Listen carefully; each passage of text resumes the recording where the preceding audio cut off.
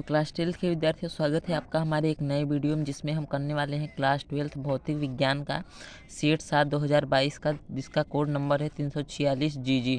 ठीक है, हम बता दें कि आपको इससे पहले हम अपने चैनल पर 2022 का जो पिछले 6 सेट हैं वो पहले ही हम करा चुके हैं। ठीक है, और ये आज हम 7वें सेट को भी कवर करने वाले हैं, जो बोर्ड एग्जाम 2026 के लिए मोस्ट इम्पोर्टेंट सेट है। ठीक है विद्यार्थियों, तो आप इस वीडियो को अंत तक ज़रूर देखिए और हर एक क्वेश्चन को, ठीक है, हर एक क्वेश्चन को आप अपने कॉपी में नोट करके अपने से प्रैक्टिस करिए। ठीक है, तो देखिए विद्यार्थियों, यहाँ पर इस सेट में कुल मिलाकर 5 खंड है, अ ब स द य। ठीक है, इन पांचों खंडों का आज हमें कवर करना है बहुत ही अच्छी तरीके से। हर एक क्वेश्चन को आप अपने कॉपी में नोट करेंगे और प्रैक्टिस करेंगे। ठीक है विद्यार्थियों, से पहले हम लोग शुरू करते हैं खंड य, जिसमें हमारी बहुविकल्पीय प्रश्न है। विद्यार्थियों, आपसे ये वीडियो शुरू करने से पहले एक निवेदन है कि आप अगर हमारे चैनल पर नए हैं तो हमारे चैनल को सब्सक्राइब कर दीजिए और इस वीडियो को एक लाइक कर दीजिए, जिससे कि अगले आने वाली वीडियो जो मोस्ट इम्पोर्टेंट है वीडियो 2026 बोर्ड एग्जाम के लिए, ठीक है, वे आप सबसे पहले देख पाएँ। ठीक है, इसलिए हमारे चैनल को सब्सक्राइब कर दीजिए और इस वीडियो को एक प्यारा सा लाइक कर दीजिए। तो देखिए विद्यार्थी, सबसे पहले है हमारा खंड अ, जिसमें बहुविकल्पी प्रश्न है। ठीक है, तो यहाँ पर पहला का क देखते हैं, निर्वात की वैद्युशीलता का मात्रक। तो यहाँ पर निर्वात की वैद्युशीलता का मात्रक होता है कूलाम स्क्वायर प्रति न्यूटन मीटर स्क्वायर, यानी ऑप्शन नंबर 2 हमारा सही हो जाएगा। 1 नंबर का यहाँ बहुविकल्पी प्रश्न है। ठीक है विद्यार्थियों, उसके बाद ख वाला देखिए, नीचे दिए गए चित्र में ए और बी बिंदुओं के बीच तुल्य धारता। यहाँ पर क्या करना है, हमें सी इक्विवेलेंट ज्ञात करना है, यानी कि तुल्य धारता ज्ञात करना है आपको इस डायग्राम की सहायता से। तो आप जब ज्ञात करेंगे तो यहाँ पर इसका आंसर जो आएगा 4 माइक्रोफैरड आ जाएगा। ठीक है, उसके बाद देखिए ग वाला, देखिए ग नंबर, LCR श्रेणी प्रपथ के लिए अनुनाद अवस्था में लगाई गई विभवांतर और धारा के बीच कालांतर। तो ये जो क्वेश्चन है मोस्ट इम्पोर्टेंट है, ये पिछले कई सेटों में आ चुका है। यहाँ पर π/4 का कालांतर देखने को हमें मिलता है, किसमें, विभवांतर और धारा के बीच। ठीक है विद्यार्थियों, उसके बाद घ वाला देखिए, न्यूनतम आवृत्ति की विद्युत चुम्बकीय तरंग है। तो न्यूनतम आवृत्ति की विद्युत चुम्बकीय तरंग क्या है, माइक्रो तरंगे जो होती हैं, ये क्या होती हैं, विद्युत चुम्बकीय तरंगे होती हैं न्यूनतम आवृत्ति की। ठीक है विद्यार्थियों, उसके बाद अंग वाला आप देखिए, किसी प्रिज्म के प्रिज्म कोण और न्यूनतम विचलन कोण के मान बराबर हो तो प्रिज्म के पदार्थ का अपवर्तनांक होगा। यहाँ पर हमारा जो इसको सॉल्व करने के बाद क्या होगा, प्रिज्म का पदार्थ का अपवर्तनांक यहाँ पर आ जाएगा। यहाँ पर चौथा नंबर ऑप्शन जो है 2/a/2। ठीक है, ये वाला ऑप्शन सही हो जाएगा। उसके बाद विद्यार्थियों, आप 6 वाला देखिए, बहुविकल्पी प्रश्न हमारा क्या है, जर्मेनियम को पी टाइप अर्धचालक बनाने के लिए अपद्रव्य पदार्थ को मिलाया जाता है। तो यहाँ पर एल्युमिनियम को मिलाया जाता है। ठीक है, तो यहाँ पर हमारे एक एक नंबर के बहुविकल्पी प्रश्न खत्म हो गए हैं। ठीक है, उसके बाद हमारा शुरू हो जाता है खंड ब, जिसमें एक एक नंबर के क्वेश्चंस हैं। ठीक है विद्यार्थियों, तो सबसे पहले आप क वाला देखिए, दूसरा का क देखिए, अनंत विस्तार के आवेशित चादर के समीप वैद्युत क्षेत्र की तीव्रता का व्यंजक लिखिए। तो वैद्युत क्षेत्र की तीव्रता का व्यंजक लिखना है। ठीक है, चादर के निकट, अनंत विस्तार आवेशित चादर के निकट वैद्युत क्षेत्र की तीव्रता का व्यंजक लिखना है। फॉर्मूला बस लिख देंगे, आपको 1 नंबर मिल जाएगा।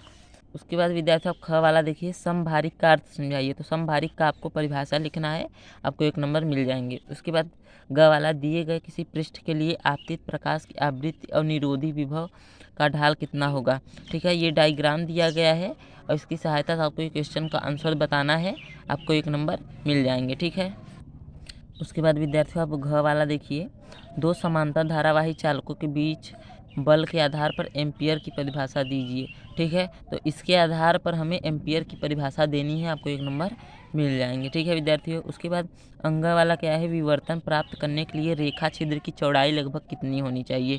ठीक है, तो रेखा छिद्र की चौड़ाई हमें कितनी होनी चाहिए ये बताना है, आपको 1 नंबर मिल जाएगी। उसके बाद च वाला देखिए, आवेश की गतिशीलता की परिभाषा लिखिए। तो गतिशीलता की आपको परिभाषा लिखनी है। ठीक है, गतिशीलता की आपको परिभाषा लिखनी है, आपको 1 नंबर मिल जाएंगे। ठीक है विद्यार्थियों, हम बता दें कि यहाँ पर जितने भी हम ये अनसॉल्व पेपर करा रहे हैं, इसका सॉल्यूशन हम अगली वीडियो में लेकर आएंगे।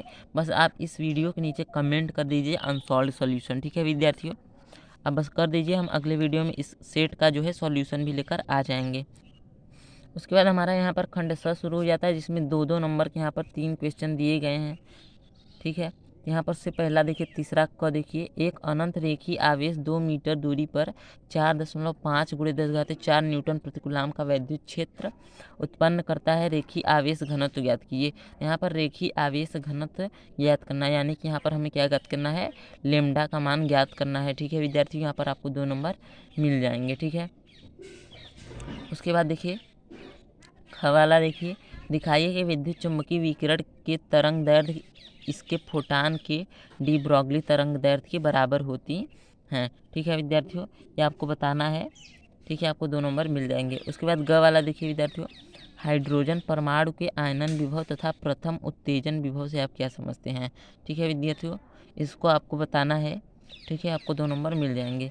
उसके बाद घ वाला देखिए, भंवर धाराएं क्या होती है। भंवर धाराएं मोस्ट इंपॉर्टेंट टॉपिक है, तो आप इसे ज़रूर तैयार करिए। भंवर धाराएं क्या होती हैं, 2 नंबर में क्वेश्चन आपको पूछा गया है।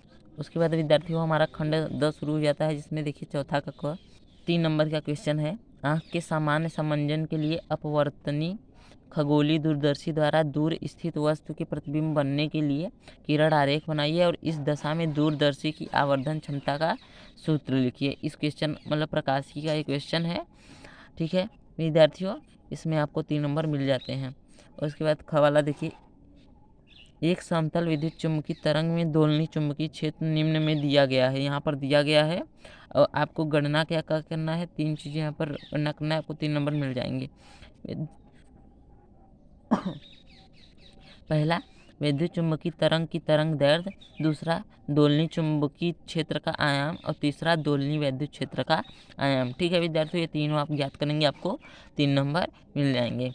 उसके बाद ग वाला देखिए विद्यार्थियों, हाइड्रोजन परमाणु का एक इलेक्ट्रॉन 0.5 एंगस्ट्रॉम त्रिज्या के एक कक्षा में 10⁻17 साइकिल प्रति सेकंड से घूमता है। इसके कारण चुंबकीय द्विध्रुव आघूर्ण की गणना कीजिए। तो हमें चुंबकीय द्विध्रुव आघूर्ण की गणना करनी है, आपको 3 नंबर मिल जाएंगे। उसके बाद विद्यार्थियों हमारा घ वाला क्वेश्चन देखिए, चौथा का घ, इसी वैद्युत द्विध्रुव के अक्ष पर केंद्र से r दूरी पर वैद्युत क्षेत्र की तीव्रता का व्यंजक प्राप्त कीजिए।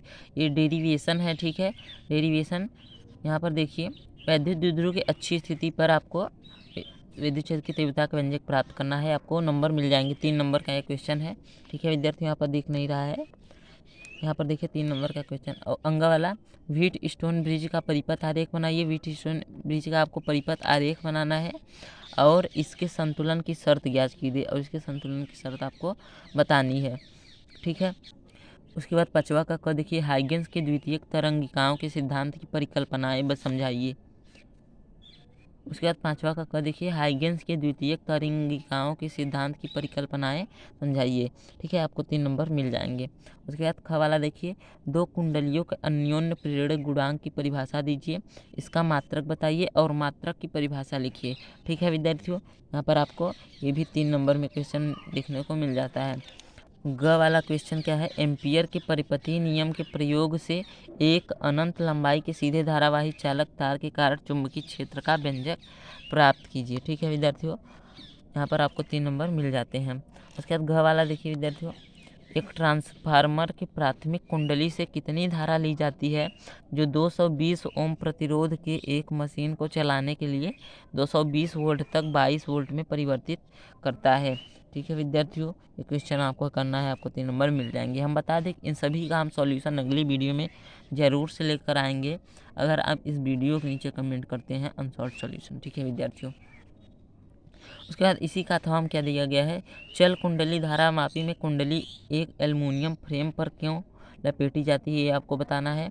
उसके बाद यहाँ पर देखिए, उसके बाद क्या कहता है, 12.0 ओम प्रतिरोध की कुंडली का एक धारा मापी 2.5 मिली एम्पियर की धारा के लिए पूर्ण स्केल विक्षेप प्रदर्शित करता है। इसे 0 से 7.5 एम्पियर के परास के अमीटर में कैसे परिवर्तित करेंगे, ये आपको बताना है। आपको 3 नंबर यहाँ पर देखिए, नहीं ये 5 नंबर का क्वेश्चन है, आपको 5 नंबर मिल जाते हैं। ठीक है विद्यार्थियों, ये 5 नंबर का क्वेश्चन है। ठीक है, उसके बाद अंग वाला देखिए, पीएन संधि डायोड का उपयोग करते हुए अर्ध तरंग दृष्टकारी के लिए परिपथ आरेख बनाइए तथा इसकी कार्यविधि समझाइए। ठीक है, ये आपको परिपथ आरेख भी बनाना है और कार्यविधि भी आपको समझाना है, आपको 3 नंबर यहाँ पर मिल जाते हैं। उसके बाद देखिए विद्यार्थियों, हमारा खंड यह शुरू हो जाता है, इसमें हमारे 5-5 नंबर के विस्तृत उत्तरीय प्रश्न है। ठीक है, देखिए इससे पहले छठवां, समांतर प्लेट संधारित्र की धारिता के लिए व्यंजक प्राप्त कीजिए। जबकि प्लेटों के बीच परावैद्युत पदार्थ भरा हो, संधारित्र की धारिता किन किन बातों पर निर्भर करता है। दोस्तों ये डेरिवेशन जो है ये मोस्ट इम्पोर्टेंट है, पिछले कई सेटों में आ चुका है। ठीक है विद्यार्थियों, तो आपको इसे ज़रूर तैयार कर लेना है। ये 5 नंबर में आपको देखने को मिल जाता है। तो क्या अथवा में क्या दिया गया है, वैद्युत परिपथ संबंधी किरचॉफ के नियम लिखिए तथा दिए गए परिपथ में प्रत्येक प्रतिरोध में धारा की गणना कीजिए। इस डायग्राम की सहायता से आपको ये वाला क्वेश्चन करना है। ठीक है, आपको 5 नंबर मिल जाते हैं यहाँ पर। 7वां नंबर प्रश्न देखिए, दिए गए परिपथ में ज्ञात कीजिए। आपको क्या क्या ज्ञात करना है, संधारित्र प्रतिघात, प्रेरकी प्रतिघात, परिपथ की प्रतिबाधा, धारा वोल्टेज के बीच कालांतर और वोल्टेज का वर्ग माध्य मूल मान। ठीक, तो विद्यार्थी देखिए इस डायग्राम की सहायता से आपको वो वाला जो 7वां क्वेश्चन है वो आपको करना है इसी डायग्राम की सहायता से। उसके बाद अथवा में क्या दिया गया है, गोली अपवर्तक पृष्ठ के द्वारा अपवर्तन के लिए सूत्र लिखिए और इसकी सहायता से पतले लेंस के लिए सूत्र 1/f = n-1 1/r1 - 1/r2 का निगमन कीजिए। आपको 5 नंबर यहाँ पर मिल जाते हैं। उसके बाद 8वां नंबर आप प्रश्न देखिए। 8वां नंबर प्रश्न में क्या कह रहा है, कला संबद्ध तथा कला असंबद्ध प्रकाश के स्रोतों से आप क्या समझते हैं। ठीक है, उसके बाद यंग के द्विझिर्री प्रयोग में झिर्रियों के बीच की दूरी 0.28 मिमी है तथा पर्दा 1.4 मीटर की दूरी पर रखा गया। ठीक है, केंद्रीय दीप्त फ्रिंज एवं चतुर्थ दीप्त फ्रिंज के बीच की दूरी 1 सेंटीमीटर नापी गई है।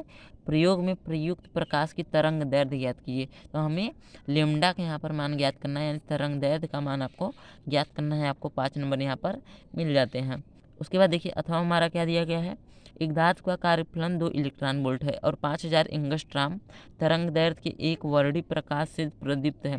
गणना कीजिए क्या क्या हमें निकालना है, यहाँ पर देहली तरंग दैर्ध्य निकालना है, प्रकाश इलेक्ट्रॉनों की अधिकतम गतिज ऊर्जा और निरोधी विभव। उसके बाद विद्यार्थियों हम 9वां वाला प्रश्न देखिए, फोटो डायोड क्या है। फोटो डायोड की आपको परिभाषा लिखनी है और इसके कार्य सिद्धांत की व्याख्या करिए। इसके कार्य सिद्धांत की आपको व्याख्या करनी है और उसके बाद फोटो डायोड के कुछ महत्वपूर्ण उपयोग बताइए। इसके उपयोग को भी आपको बताना है। आपको 5 नंबर में क्वेश्चन देखने को मिल जाता है। उसके बाद या अथवा में देखिए, 9वां का अथवा में आपको क्या करना है, हाइड्रोजन परमाणु के ऊर्जा स्तर आरेख बनाइए तथा इसके विभिन्न श्रेणियों के संक्रमणों को प्रदर्शित कीजिए। लाइमन श्रेणी की सबसे छोटी तथा सबसे बड़ी तरंग दैर्ध्य की गणना कीजिए। ये आपका इसी के साथ आपका सेट जो है वो पूरा कवर हो जाता है, समाप्त हो जाता है। यहाँ पर 9 प्रश्न दिए गए थे, 70 नंबर का पूरा सेट था यहाँ। ठीक है विद्यार्थियों, हर एक क्वेश्चन मोस्ट इम्पोर्टेंट था। ये सेट जो है बोर्ड एग्जाम 2026 के लिए, क्लास 12 के विद्यार्थियों के लिए, फिजिक्स एग्जाम के लिए मोस्ट इम्पोर्टेंट है, इसलिए आप इसे पूरा ज़रूर देखिए वीडियो को। ठीक है विद्यार्थियों, हम बता दें आपको कि अगर आप हमारे चैनल पर नए हैं तो आपको हम बता दें कि आप हमारे चैनल से तुरंत जुड़ जाइए। ठीक है, यहाँ पर हम अनसॉल्व्ड पेपर करा रहे हैं जो कि बहुत ही महत्वपूर्ण होता है बोर्ड एग्जाम्स के लिए। ठीक है, तो जुड़ने के लिए आपको हमारे चैनल को सब्सक्राइब कर देना होगा और इस वीडियो को एक लाइक कर देना होगा। ठीक है विद्यार्थियों, तो धन्यवाद, मिलते हैं अगली वीडियो में अगले सेट के साथ। ठीक है, और आप इस वीडियो के नीचे कमेंट कर दीजिए अनसॉल्व्ड सॉल्यूशन, हम इसका सॉल्यूशन भी लेकर आ जाएंगे। धन्यवाद।